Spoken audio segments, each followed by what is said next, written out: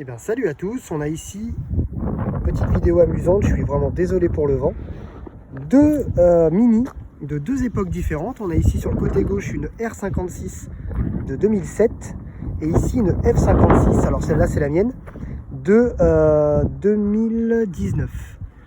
Alors dans les premières choses qui changent, bon bah il y a déjà les sigles. L'insigne tu vois il est sur les nouvelles et il est ouvert ici sur les côtés. Quand ici sur l'ancienne, il est complètement fermé. Elle a beaucoup grossi par rapport à l'ancienne génération. Et tu vois d'ailleurs la différence sur le museau.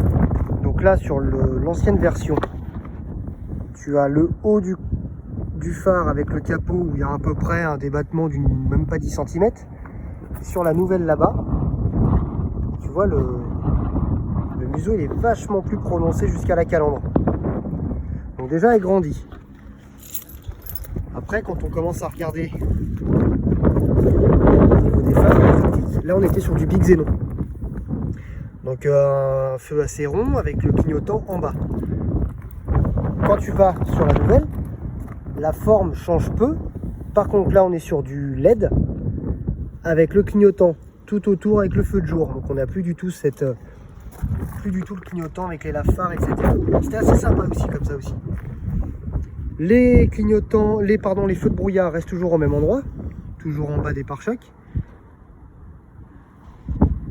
Là ici on avait une option avec les Oscars. Les clignotants latéraux, clac sur la nouvelle, tac sur l'ancienne. Une ampoule, une LED défilante ici. Les rétroviseurs changent aussi. Là on est sur un rétroviseur vachement rond. Ici on a une forme ronde mais également anguleuse ici au bout. Toujours les montants noirs sur les Mini. Avec le double toit panoramique au-dessus sur les deux modèles.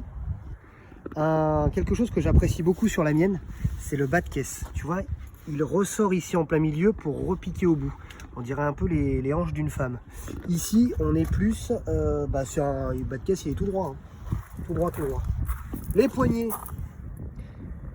sont pratiquement identiques sauf ici.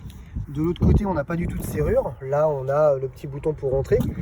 Détail amusant sur celle-là, les trappes à essence ont été inversées. Sur la F56 c'est du côté passager. Sur la R56 c'est du côté gauche, côté conducteur. On passe à l'arrière. Au niveau du béquet arrière, ici on est sur un béquet joli et parfaitement plat d'un bout à l'autre. Ici on a un béquet tac. Ça je trouve ça super sympa sur la mienne. Je la trouve belle aussi hein, celle-là, attention, hein, je la trouve vraiment, elle est carrossée et tout.